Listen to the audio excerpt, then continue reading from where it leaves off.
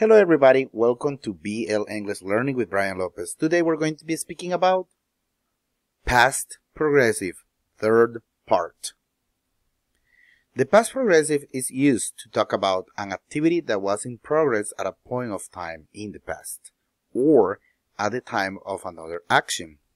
El pasado progresivo es usado para hablar sobre una actividad que estaba en progreso en cierto momento en el tiempo, en el pasado, o cuando otra actividad estaba tomando acción en el momento.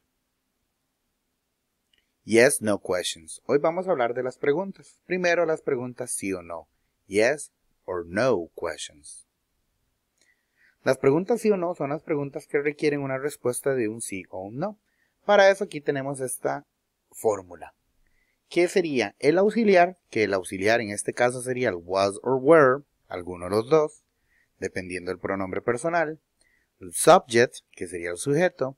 Verb, el verbo, más el ing, que tenemos un video sobre la explicación de cómo se agrega el ing a los verbos, más el complemento, si es necesario, más el símbolo de pregunta, de question mark. El símbolo de pregunta en inglés siempre va al final. No usamos símbolo de pregunta al principio, como sucede en el español. Aquí tenemos un ejemplo. Por ejemplo, sería con were. Sería el verb plus they, we and you. Were se utiliza con el they, we and you, más el verbo, más ing, más el complemento, más el símbolo de pregunta. Entonces recordemos que este es el verbo to be. Cero estar, pero en pasado.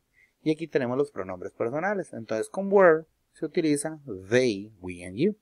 Eso igual está en otro video que es lo del verbo to be en pasado. Pero igual lo podemos repasar acá, no hay ningún problema. Tenemos aquí un ejemplo. Por ejemplo, were they cooking at 6 o'clock yesterday? ¿Estaban ellos cocinando? Este ing es un gerundio, lo que forma el gerundio, el ando, endo, cocinando a las 6 de la tarde ayer, o a las 6 en punto ayer. Y en una respuesta positiva tenemos el yes, they were, or no, they weren't. Se responde con el auxiliar, porque es una respuesta corta. Yes, they were. Si fuera we, yes, we were. Y así por consiguientemente. Tenemos aquí la misma pregunta pero con respuesta larga. Were they cooking at 6 o'clock yesterday? ¿Estaban ellos cocinando a las 6 de la tarde ayer?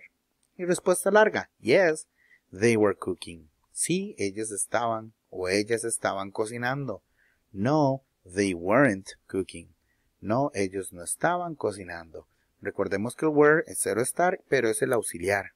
Es el auxiliar y en este caso al auxiliar es el que se le agrega el not, que sería no.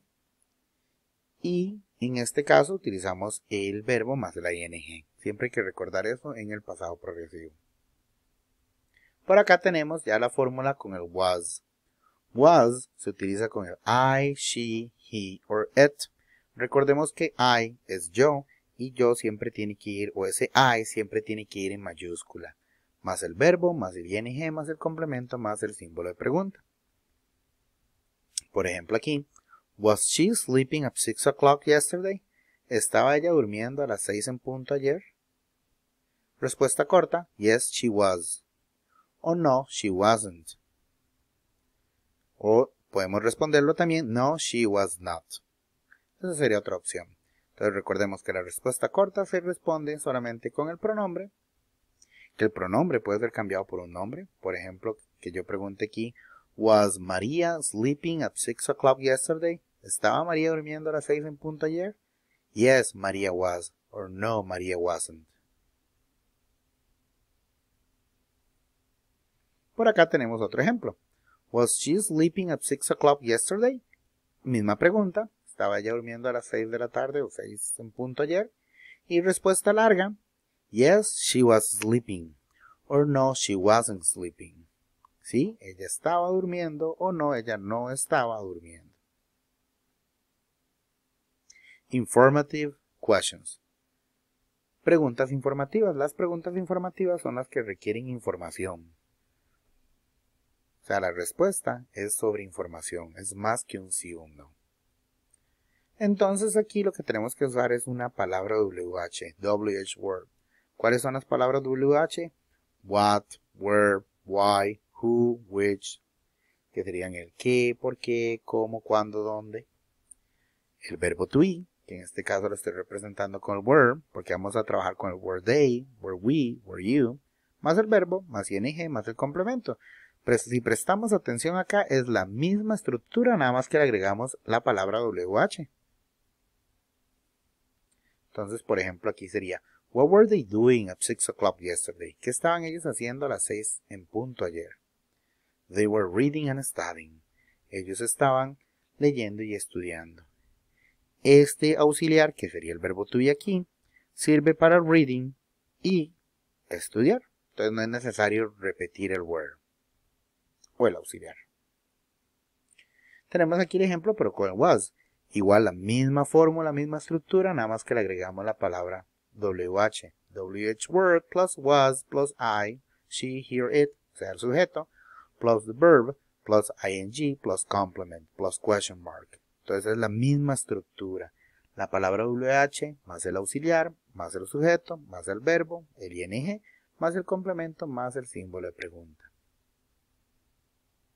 Por ejemplo, where was she going at 6 o'clock yesterday? ¿A dónde iba ella? ¿A dónde estaba yendo ella ayer a las 6 de la tarde? She was going home. Ella estaba yendo a su casa. Más o menos sería la interpretación.